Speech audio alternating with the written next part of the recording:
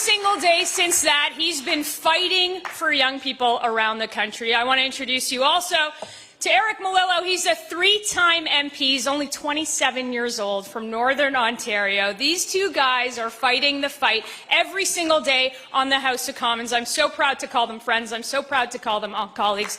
Put your hands together for Jonathan Rowe and Eric Malillo.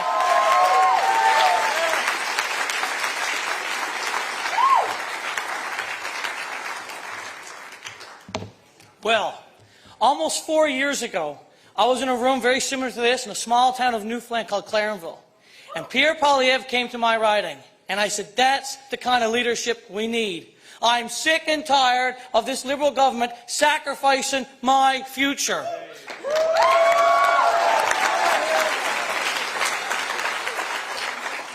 I was 24 years old, and I decided that I wanted to run. People said I was too young, or that I'd be better off waiting. But older people would tell us we are the future. Oh, you're the future. I'm here today to tell you guys, to tell all of us, we're not only the future, we're today.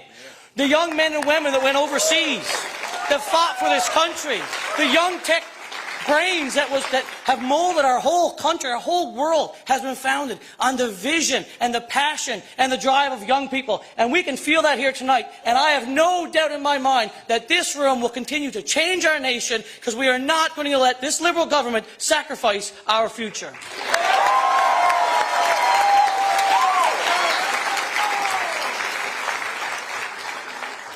That's a tough act to follow. It's great to see such a great crowd here today, everyone, and it's a pleasure to be able to share a few words with you. As you heard, I'm Eric Malillo from Kenora, way up in northwestern Ontario. Thank you. Yeah. 27 years old, and proud to be part of our Conservative team fighting for the future for all Canadians. I know I've heard from too many of my friends, from people that are around my age, not just where I come from in Kenora, but right across the country, that they're struggling to afford food, struggling to afford rent, given up completely on the dream of home ownership, and now more and more we're hearing people struggling to find a job. It's absolutely ridiculous, but this is the reality after 10 years of Liberal government. And that's why our Conservative team, under the leadership of Pierre Poilievre, is fighting to restore Canada's promise, that promise that you can work hard, play by the rules, get a good education or job training, and have a good life, have a good job, a house that you can afford in a safe neighborhood. It's a very simple promise, and that's the promise that we're fighting to restore. So that's why I'm so proud to see such a great contingent of MPs here today, a great crowd here for this incredible event. And I'm looking forward to hearing what the leader has to say about our plan to ensure that young Canadians can have an affordable place to call home, a good paying job, and hope and optimism for a better future. I'm looking forward to it. Thank you very much for being here today.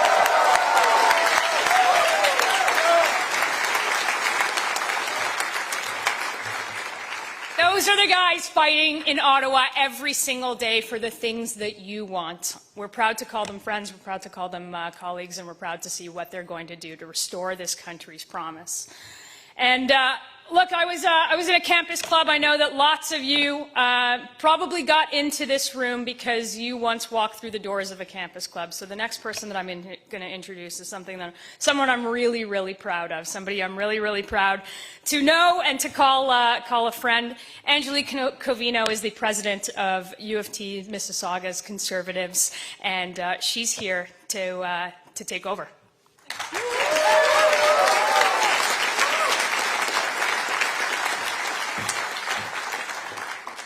Hello, everyone. My name is Angelina Covino. I am the president of the UTM Conservatives. I believe in the importance of empowering youth voices within the Conservative movement and ensuring that our concerns are heard and represented in shaping Canada's future. Most of us here know firsthand how bad the situation is. We've seen the brutal job market for students and recent grads, inflation that drove the cost of living higher than we've ever known, and a housing market so bleak that many young people have given up hope of owning a home. That is why today I am proud to introduce the only leader fighting to restore our nation's promise for young Conservatives and Canadians. Pierre Poilievre grew up in Alberta as the adopted son of 2 school teachers. He lives in Ottawa with his wife, Anaïda, and their children, Valentina and Cruz. As a member of Parliament and former minister, he helped the previous Conservative government cut taxes, balance budgets, deliver affordable homes, and crack down on crime and corruption. When he was housing minister, the average home cost $450,000, and the average one-bedroom rent was just $970. After Liberals doubled housing costs, inflated food prices, and unleashed crime on our streets, Pierre is fighting back. His purpose is a Canada where young people can find good jobs to buy affordable food and homes on a safe street. Ladies and gentlemen, the leader of the Conservative Party of Canada and His Majesty's loyal opposition, Pierre Poilievre.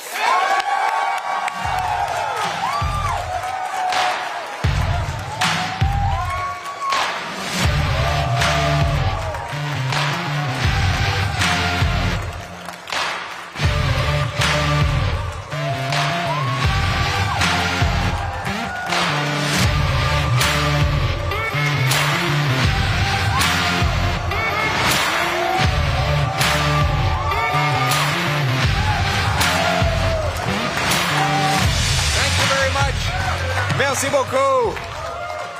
Wow, I'm definitely the oldest guy in the room. You know, we were having some debate about the age cutoff for the Conservative Youth Caucus. And I said to Melissa Landsman, our deputy leader, who's very good at setting the rules, I said, I'm 46. Can I sneak in to the Youth Caucus? She said, no, it's definitely not 36, maybe 35. I said, well, 35 with inflation is 46. She wasn't buying it. But I want to thank Angelina for that wonderful introduction and for leading our campus Conservative Club, the biggest political club at the Mississauga campus of the University of Toronto. Give her a big round of applause.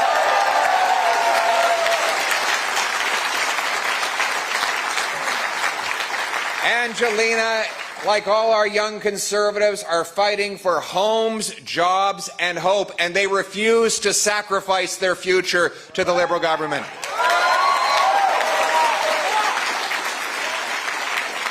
Angelina et nos jeunes conservateurs se battent pour des emplois, des maisons et de l'espoir. Ils refusent de sacrifier leur avenir au gouvernement coûteux de Mark Carney.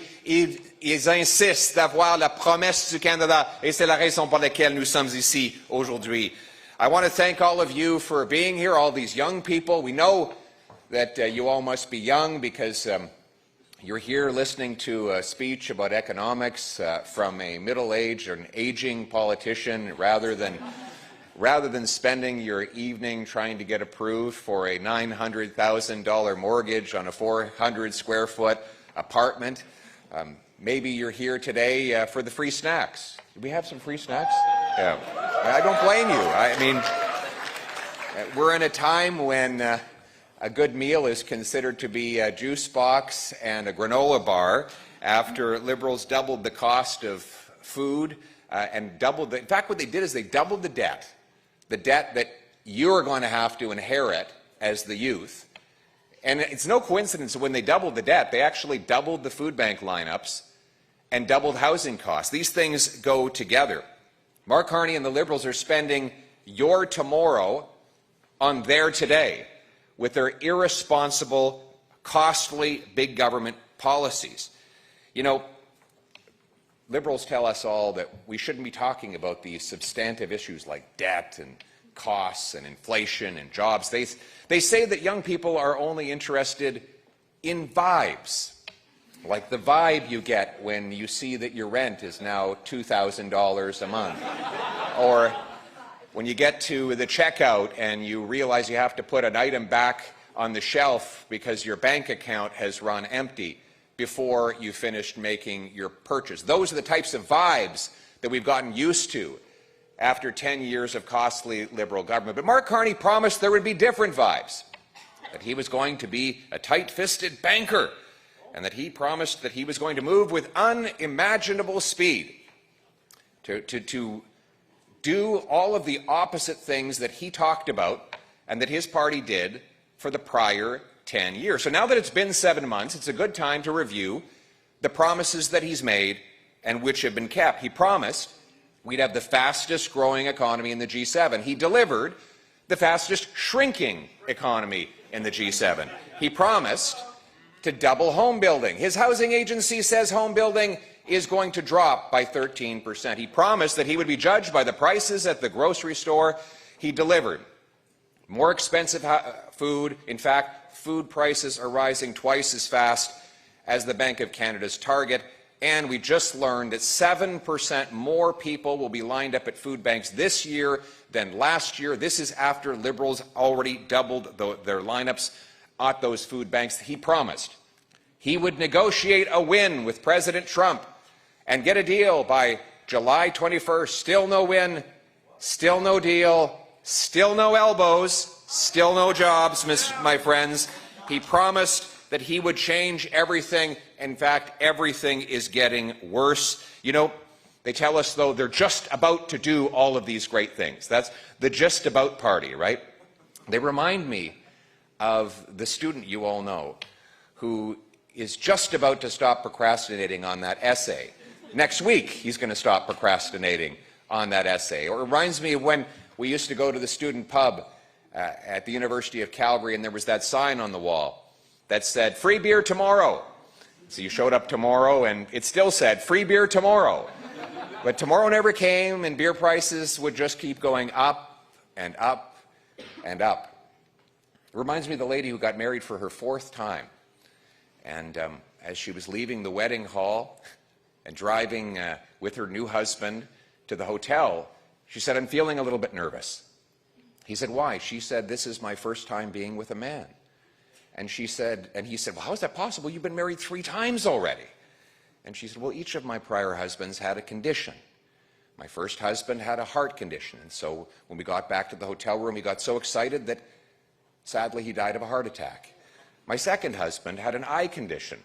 And so he didn't see a tree as he was driving back to the hotel, and he hit it and didn't survive the crash." And the man said, "What about your third husband? What was his condition?" She said, "Well, he was a Liberal." And so every night he would just sit at the end of the bed and promise how good it would one day be.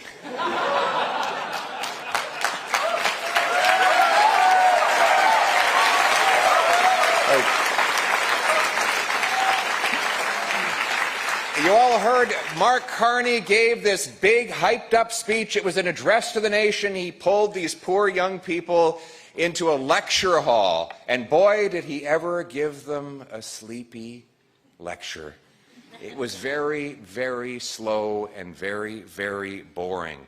It was almost like a gigantic tranquilizer. But you know, there was something different about this particular speech, and he's been making all these grand promises, but that was not the case in this speech. Gone were the grand promises, replaced with grim warnings. He said that things are going to get worse, and that change will take a very long time, after he had promised to move at unimaginable speeds. And then he let the truth out of the bag. He said young people are going to have to make more sacrifices. More sacrifices. Now, no more Mr. Carney, the young people in this room and across this country have already sacrificed enough. They have worked hard, they've done everything right, and they deserve a bright future of homes, jobs, and hope.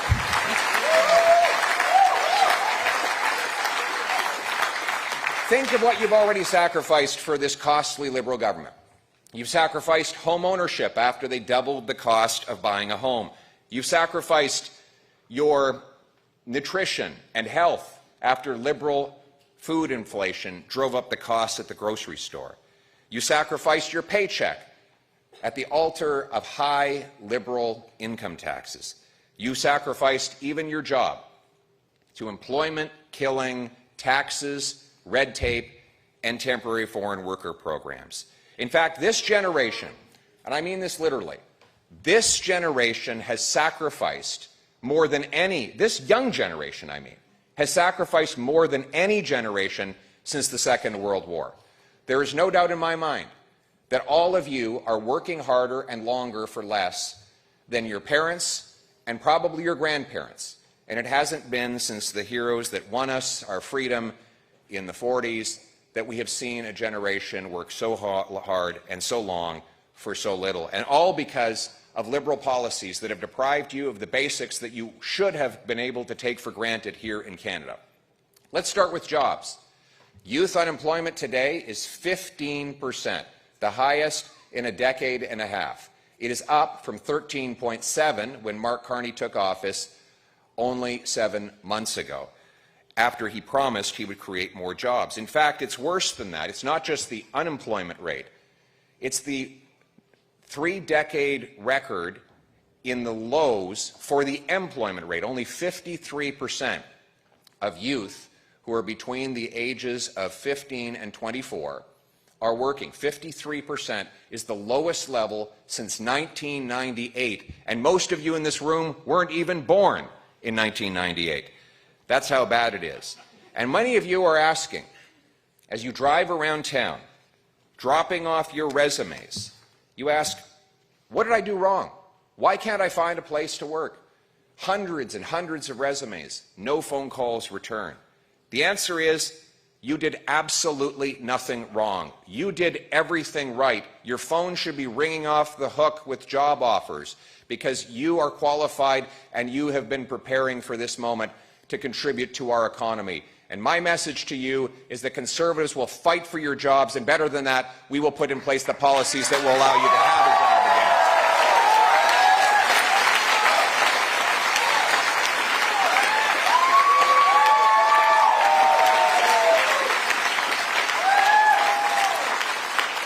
And I want to invite up on the stage an incredible young man, Liam. Liam, get up here and tell us about the state of jobs in this country. Where's Liam? There's Liam. Come on up here, Liam. Give Liam a round of applause.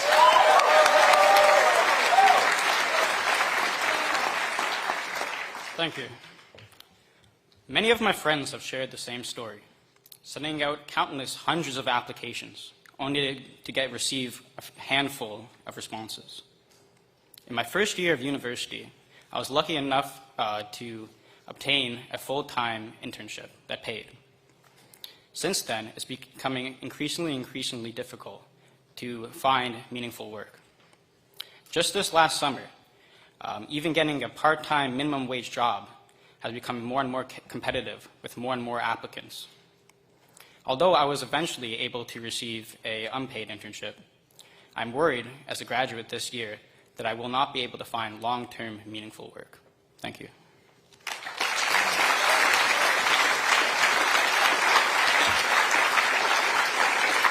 Tragically, a story that's all too common, but Liam, we're here with a message of hope. We are not going to let the Liberals sacrifice your future. You will have a great job and you will bring home great pay and have a beautiful future. Thank you very much, Liam.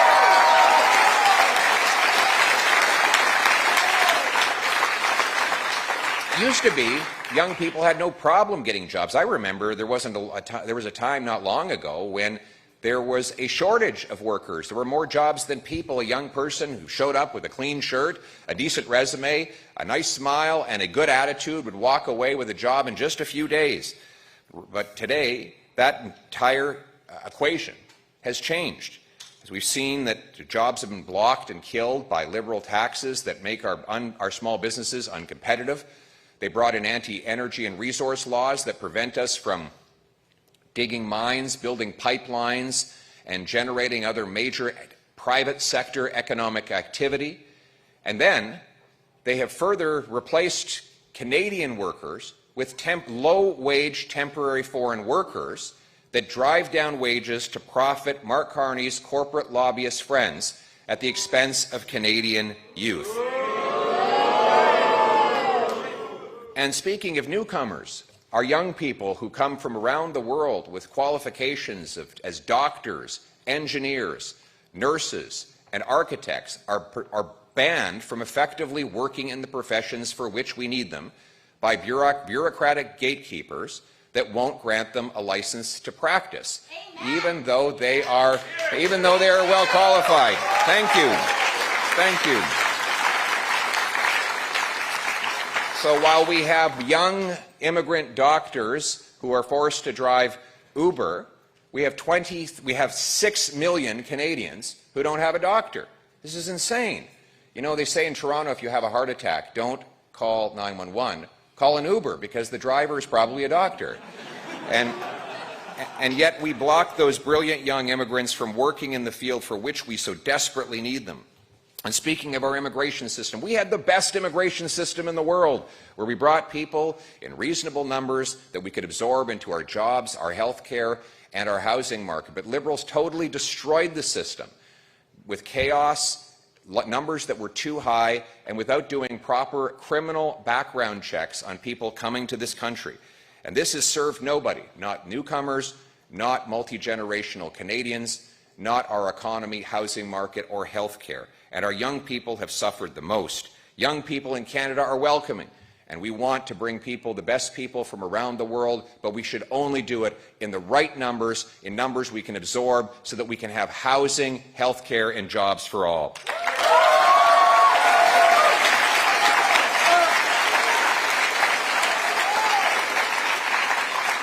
And speaking of housing, you are the first generation in Canadian history that cannot afford a home. It used to be taken for granted that if you got a good job right out of school, you paid off your student debts quickly, you could buy a house and start a family in your 20s. It was normal for 26 and 27-year-old couples to own a house with a yard and space in a safe neighborhood. That is what we took for granted in this country. But over the last decade, Liberals have literally doubled the cost of housing, with regulatory red tape that blocks home builders from building, high taxes that make up more than a third of the cost of a new home, and by delaying building permits, so it now takes 7 years to get a subdivision approved. Now, obviously, that hurts everyone, but the young people are harmed the most. And look at the state of our housing market after 10 years of Liberal promises. Today, we have rent exploding. Young people are paying more and more for smaller spaces. Almost 60% of young Canadians worry that they will not, 60% of all Canadians worry they won't be able to keep up with their rent or mortgage and might actually face the loss of their home altogether. A majority of Canadians, 55%, say that they are giving up on home ownership. In fact, a recent poll by Abacus Data found that a majority of Canadians have now accepted that they will live in a smaller house, further away from their jobs, and in a lower quality. My friends, maybe this is what Mark Carney was trying to do with his hypnotic speech. He was trying to lull you into accepting a worse quality of life. And this is what worries me the most about Liberals. It's not just that they've allowed crime and chaos and joblessness to rage out of control. It's not that they have broken our immigration system. They've done all those things. My worry is that they are going to try and get Canadians to accept this permanent reduction in our quality of life, so that their electoral strategy to win re-election is not one of hope, but one of deliberate hopelessness, to tell you that better is not possible after they ran an entire campaign promising that better was possible. My friends, my message to you here today is that you don't have to accept a reduction in your quality of life or in the expectations of your future. You deserve better than this, and we will deliver better than this.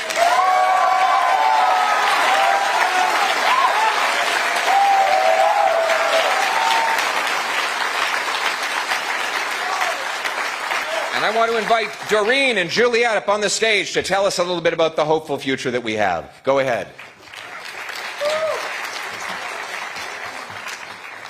Hi, I'm Doreen. Thank you, Pierre. I'm working and studying full-time, and I want to start to plan my future. However, for my friends and I, even with education and multiple jobs, saving up for a down payment feels impossible. My parents were able to buy a home in their 20s, but for my generation, rent alone takes up most of our income. We want to build stable futures here in Canada, but right now it feels like that stability is slipping away further and further.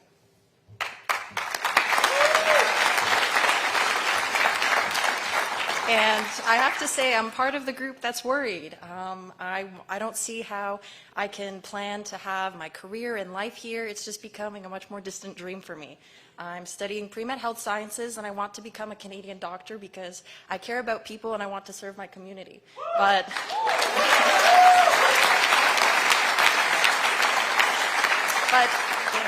in order to do that, I need a country that's going to provide a foundation and support for young students like me to actually be able to find these jobs and positions that we were promised after years of studying. Absolutely. Friends, give it up for Doreen and Juliet.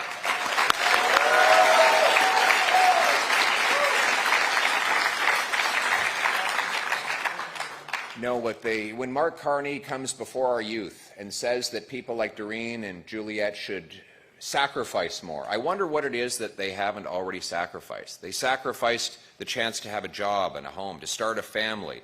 They've sacrificed their time and their energy to work extra hours.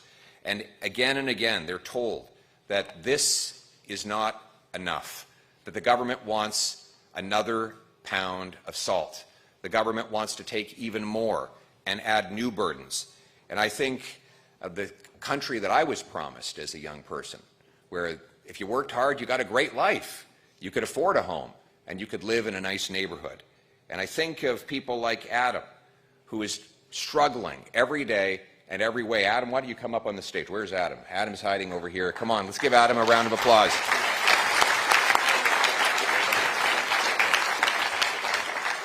Hello, everybody. Mr. Polyev, thank you for calling me up. So something that my generation has been really concerned about is the increased cost of living. We've seen rampant inflation. We've seen the cost of everyday items such as gas and food going up. Some of my friends, they work multiple jobs, and they're still struggling to make ends meet. And so something that I'm personally concerned about is, where is Canada going to be in the next 5 to 10 years? Are things going to be affordable? Is it going to be a livable city? And yeah, once again, thank you for speaking with us. Thank you very much. How tall this guy is. What is he? What are you, 6'4"? I look up to that guy. Yeah, what a great guy. You stand tall for all our young people, and you will have a bright future, my friend.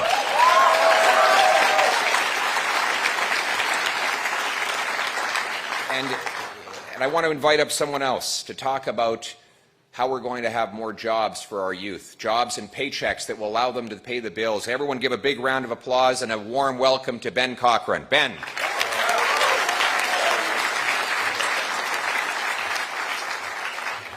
Hi, I'm Ben. Thank you, Pierre, for having me up. Many young Canadians are finding it hard to get jobs that match the skills they've gained at university. And despite working hard to build their work experience, many of my friends often find themselves in short-term roles or underemployed. University used to be the ticket to success, but the jobs just aren't out there anymore. We're hoping Pierre can help us get them back. Thank you very much, Ben. Merci beaucoup, Ben. Ben, mon message pour vous et à tous les jeunes Québécois et les jeunes Canadiens à travers le Canada. J'ai un message pour vous. Vous n'avez pas besoin de vivre comme ça. Vous n'avez pas besoin d'accepter ce standard que les libéraux ont imposé. Vous avez le droit d'avoir des logements, des emplois et un bel avenir. Vous avez travaillé fort, vous avez fait vos études et vous avez vous préparé. Moi, je vise à créer un Canada qui est abordable pour nos jeunes, qui permet aux jeunes d'avoir des maisons dans des communautés sécuritaires. Et c'est ça la vision pour laquelle les Canadiens ont travaillé pendant les générations. Aux jeunes Québécois qui considèrent la souveraineté, je vous dis, il y a une opportunité au Canada. Je comprends vos frustrations. Vous voyez un Canada où c'est trop cher d'avoir une maison, où notre identité est fracturée par un gouvernement qui dit que nous n'avons pas une identité nationale. Mon message, c'est les Canadiens, les jeunes Canadiens, devraient s'unir pour un meilleur avenir qui récompense le travail et qui permet à chacun la liberté d'acheter une maison et d'avoir accès à la propriété. C'est ça le bel avenir que nous allons bâtir ensemble.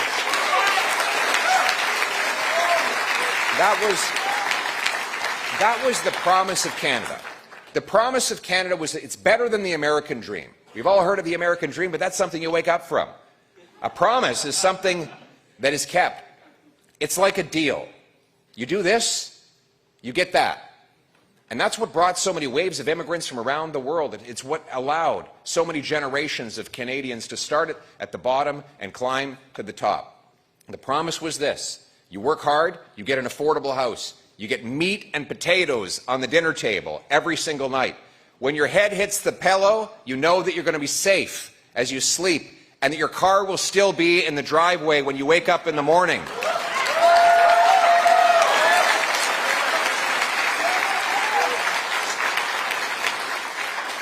And that we're all united under one common flag. But a promise, to restore a promise, you need a plan. And Conservatives have that plan for our youth, for homes, jobs, and hope. Now, it starts with stronger take-home pay. Stronger take-home pay is necessary for you to make your mortgage and rent payments, to pay off your debt, and to start a new family. Stronger take-home pay is three parts. First, you need a job. Second, you need to bring home what you earn. And third, the dollars you bring home need to preserve their buying power. So let's go through them one by one. Jobs. We as Conservatives are going to unleash the free enterprise system to generate the high-paying jobs and opportunity that will not only put food on your table, but will allow you to produce the goods and services that our economy needs. That starts with unlocking the trillions of dollars of riches that are right beneath our feet. We should be the richest nation on earth. We have the third biggest supply of oil. We're the fifth biggest in natural gas.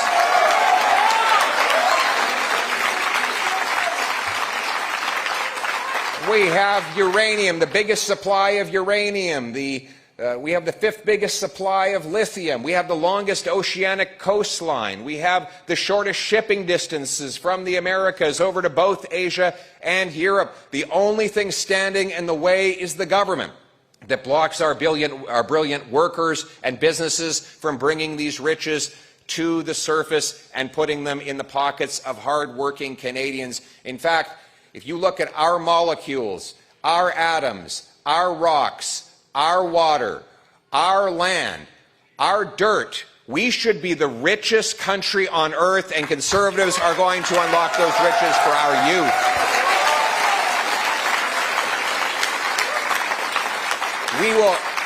We will rapidly repeal liberal anti-development laws. C-69, gone. We're going to approve pipelines to build with Canadian steel, to take Canadian energy to Canadian markets. We're going to get rid of the ban on shipping oil off the northwest coast of British Columbia. If the Americans can ship oil through those waters, we can do it better, safer, and more effectively.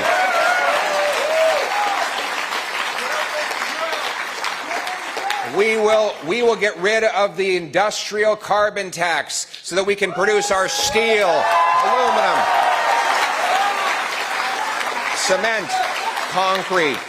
Yes, we will axe the whole tax, for real, for everyone, for good, and forever. We will ensure that our energy comes to the surface by getting rid of the energy cap. We will give the fastest building permits of any country in the OECD. We will bring in place shovel-ready projects. There will be shovel-ready zones, pre-approved, to dig the mines, build the pipelines, expand the ports, build all of these things, and it will be blue-collar, six-figure jobs, primarily for our young trades workers. And we will ensure that our young trades, they get their fair share of federal tax dollars for training and job placement. We want the boots and the suits so that we can get our people into the job.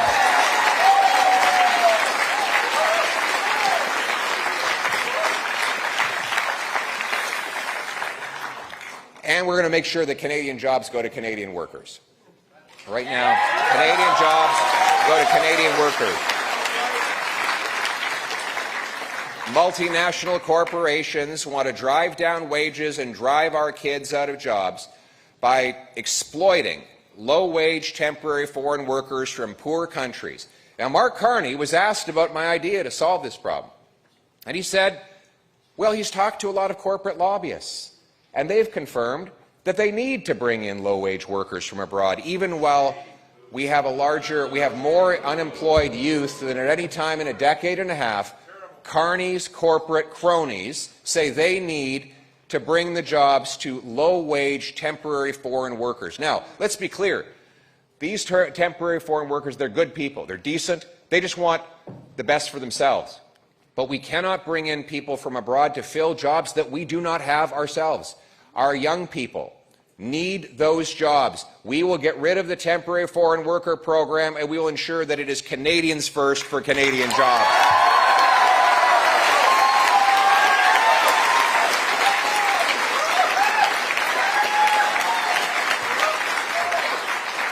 And then you need to be able to take home the paycheck that you earned. Right now, you're spending more money on taxes than on food, clothing, and shelter combined. No good deed goes unpunished in Liberal Canada. You know, I saw this incredible meme of this man sitting with his boy in a park, and the boy was bawling his eyes out, and the boy had said in the speech bubble, he said, "Dad, what is an income tax form?" And his dad said, "Well, it's kind of like your school report card, except the opposite. The harder you work, the worse you do." Right? Income tax is the fine you pay for the crime of working hard. And you young people see it every day. You go in, you earn a paycheck, and then you do the extra hours. You get paid the overtime. And when you get that paycheck, what do you find out? That the government took the biggest bite of all. They contributed nothing to your work, and yet they get the biggest paycheck. They get the biggest part of your paycheck.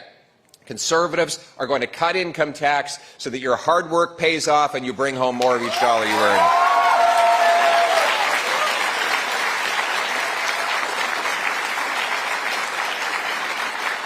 In fact, we will cut taxes on work, investment, home building, and energy to unlock more production and paychecks here in Canada and to strengthen our economy against any threats from abroad. But we also need to make sure that your dollar has buying power. And Mark Carney and the Liberals have destroyed that with inflation. Inflation is the worst tax of all. It is an immoral tax because it takes from the poorest people, especially young people. Why are young people the hardest hit by inflation? Because you've not had the time to build up inflation-proof assets that protect you against the attack on your buying power. You live off cash. The money that comes from your paycheck is the money that you use to buy things. And when every year that money buys you less, you're getting poorer despite working harder. Why does inflation happen? Too much money chasing too few goods. It's very simple.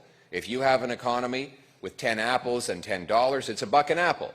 If you double the number of dollars to 20 and you still only have 10 apples, you're not twice as rich. It's just that each apple costs twice as much. Liberals have grown our money supply from $1.8 trillion to $2.5 trillion in the last 5 years. That's a 40% increase in the money supply, during which time the real economy has only grown by 4 or 5%. In other words, they're growing the money 10 times faster than they grow the stuff that money buys. Great news for Brookfield, by the way. No, I'm telling you, their CEO actually says, it's on tape, the CEO of Brookfield, Mark Carney's company, in which he continues to have tax-protected interests, actually said Brookfield profits off high inflation because they can raise the rent on all their tenants. So Mark Carney and the privileged Liberal elite get rich off the same inflation that makes you poor. That is an ultimate conflict of interest that means that he is better off when Canadian youth are worse off. It is disgusting, actually. It is disgusting, but the good news is Conservatives are not only fighting to put an end to his profiteering, we are going to cap government spending and cut government waste, cutting bureaucracy, consultants, foreign aid, handouts to phony refugees, corporate welfare, so that we can bring down deficits, stop printing money, and bring back the purchasing power of the dollar.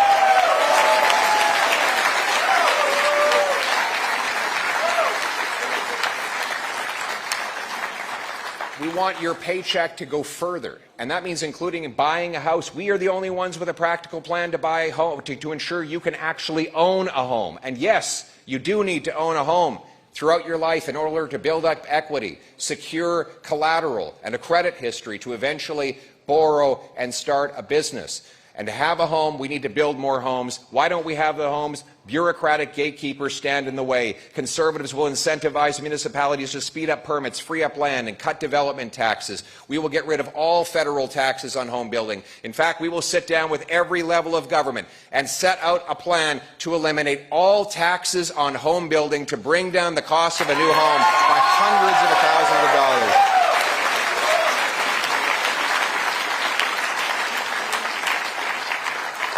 We will eliminate the capital gains tax on anyone who reinvests in Canada and hires our youth.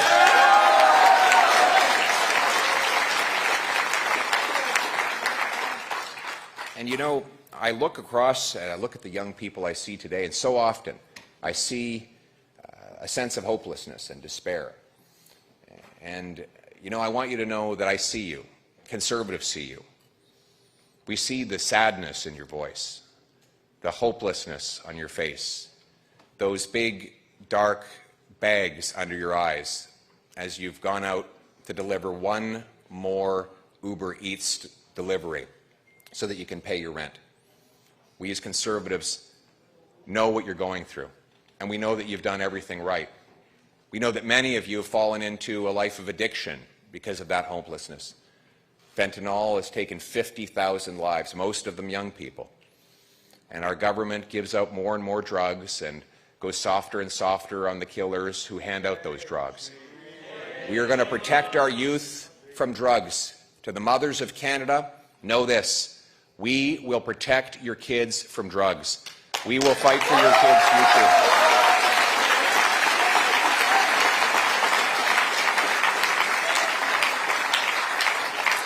I was at a treatment center just the other day in Windsor where they turned around lives, 71% success rate in getting these young men and women off drugs, and I went to meet with them. These are recent graduates or new clients at this drug treatment center. And oftentimes politicians show up at these places and say, I'm here to help. But you know something? They don't need my help. In fact, I came there to challenge them. I had a job for them. I looked at all of these young men and women who are fighting their addiction. Many of them are defeating their addiction. And I said, you have a job to do. You need to get better because Canada needs you. It needs you to go out on the street and reach down to the next person who's addicted. And you're going to drag them in here. And you're going to get them off drugs, and then they're going to go out into the street, and they're going to bring someone else in here, and we're going to get that person off drugs. And we're going to save every one of our brothers and sisters and friends and neighbors. And we're going to give them hope.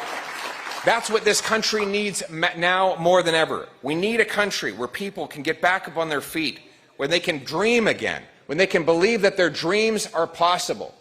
And so our message tonight is exactly the opposite of what youth heard in that somber, dystopic speech from Mark Carney. Our message is, you don't have to live like this. You deserve better. Canada's youth are the best and the brightest in the world, and they deserve a future to match that. We will build a country that once again rewards work, celebrates ambition, empowers our young people to take back control of their lives. We will ensure that young people can again own homes in their 20s, launch businesses, start families, be authors of their own stories. In other words, take back control of their lives. Powerful paychecks and stronger dollars are not just about mathematics and economics. They're about the freedom and opportunity to do the things that fulfill you and make you happy. We will be a nation not of bureaucrats and busybodies, of rulers and rule makers, of gatekeepers and grandees. Instead, we will be a nation of artists and adventurers, of entrepreneurs and explorers, a nation that celebrates warriors and workers, pioneers and patriots, a nation that gives a chance to every single person, no matter where they started off in life, to have a bright future, to have homes, jobs, and hope in the freest, the richest, and the best country on earth. Canada first, Canada forever. God bless our youth. Thank you.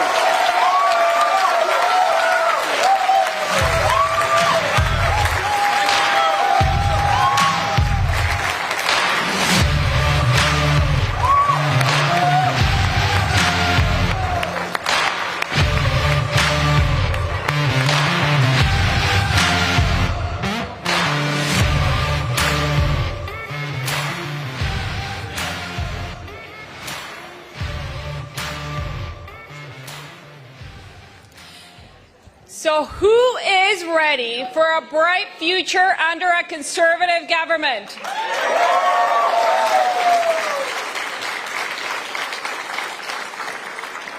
And who is ready to see this man become Prime Minister?